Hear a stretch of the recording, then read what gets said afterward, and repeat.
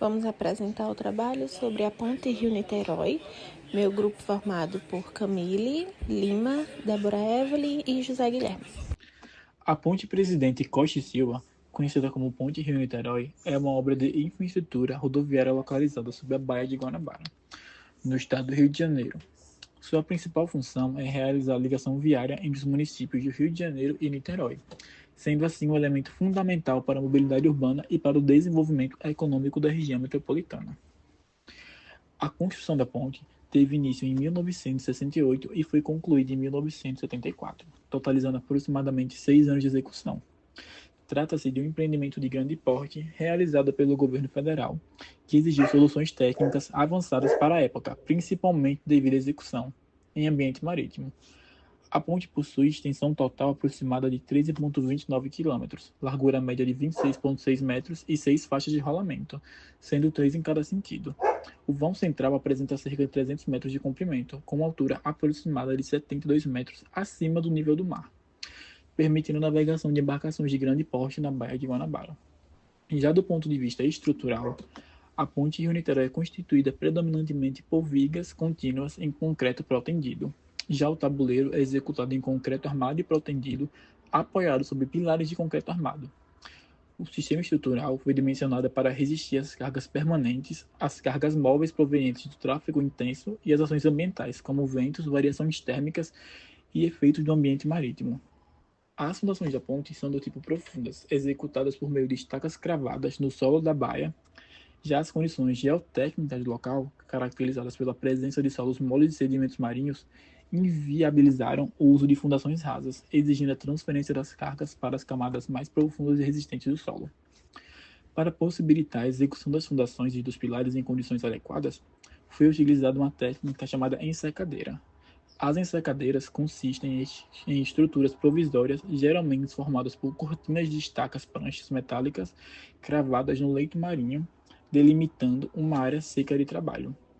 Após o bombeamento da água do interior da ensacadeira, foi possível realizar as escavações, executar as estacas profundas, os blocos de fundação e a concretagem dos pilares com maior controle técnico e segurança. Concluindo a execução dos pilares até o nível acima da água, as ensacadeiras foram removidas, permitindo a continuidade da obra com a execução da superestrutura. A montagem da estrutura ocorreu por etapas sucessivas, avançando a partir dos pilares com o auxílio de plataformas flutuantes e guindastes de grande porte. Foram utilizados elementos pré-moldados associados à concretagem em loco, o que contribuiu para a redução do tempo da obra e melhoria do controle de qualidade. O uso do concreto protendido foi essencial para o vencimento de grandes vãos, como o vão central, permitindo a redução de deformações, o controle de fissuração e o aumento da durabilidade da estrutura ao longo tempo.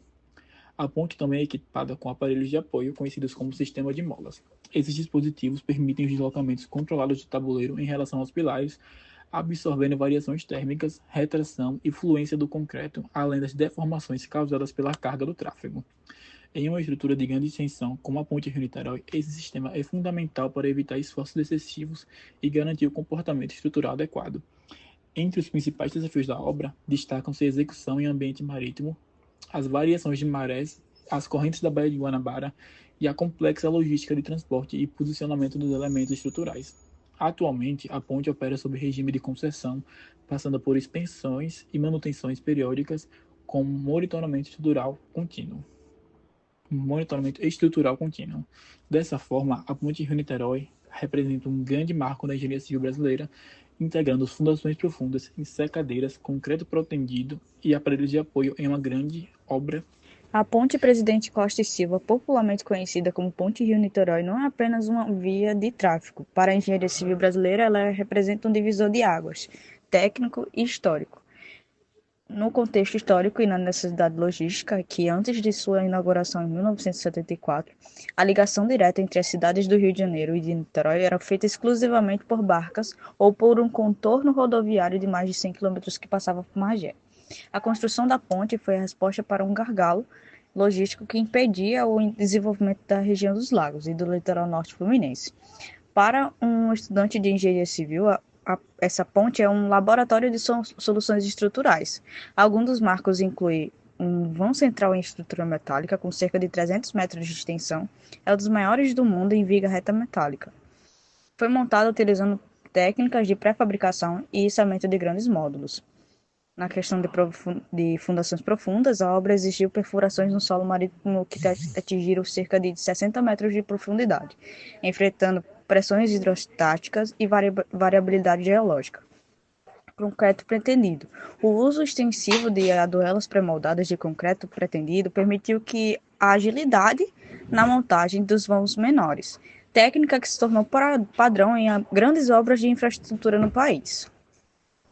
A importância dessa obra para a engenharia civil nacional é que foi fundamental para a maturação da engenharia nacional e exigiu a formação de uma mão de obra altamente qualificada e o desenvolvimento de empresas brasileiras de consultoria e construção pesada. Foi um período de intercâmbio tecnológico intenso, onde o Brasil deixou de apenas importar tecnologia para começar a exportar os métodos construtivos. O impacto socioeconômico e urbanístico a ponte transformou a dinâmica urbana do Rio de Janeiro, permitindo o crescimento imobiliário de Niterói e São Gonçalo, o escoamento de produção industrial, o fomento e ao turismo na região dos lagos. A manutenção e o monitoramento é um desafio contínuo. Como toda grande estrutura, a ponte do Rio de Niterói exige um plano de manutenção rigoroso. O monitoramento de fissuras, proteção contra a corrosão em ambiente marinho e o controle de oscilações, no caso, as instalações de sistemas de antenadores dinâmicos sincronizados. São temas fundamentais para o estudo de patologias das estruturas.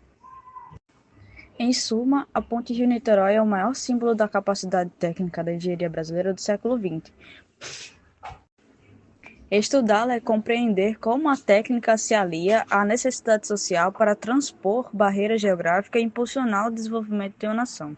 Os custos envolvidos da ponte Rio-Niterói, inaugurada em 1974, com 13,3 quilômetros, teve um custo original de 120 milhões. O custo de construção é estimado a cerca de 9 bilhões. Atualmente, a tarifa de pedágio ou concessionária Ecovias é de R$ 6,20 para veículos de passeio, com obras estruturais contínuas. O custo de construção é de 120 milhões. O custo corrigido estimado mais de 4,2 bilhões em 2025 ou até 9 bilhões segundo projeções de longo prazo. O pedágio atual em 2023 e 2024 é de R$ 6,20 para carros e R$ 3,10 para motos.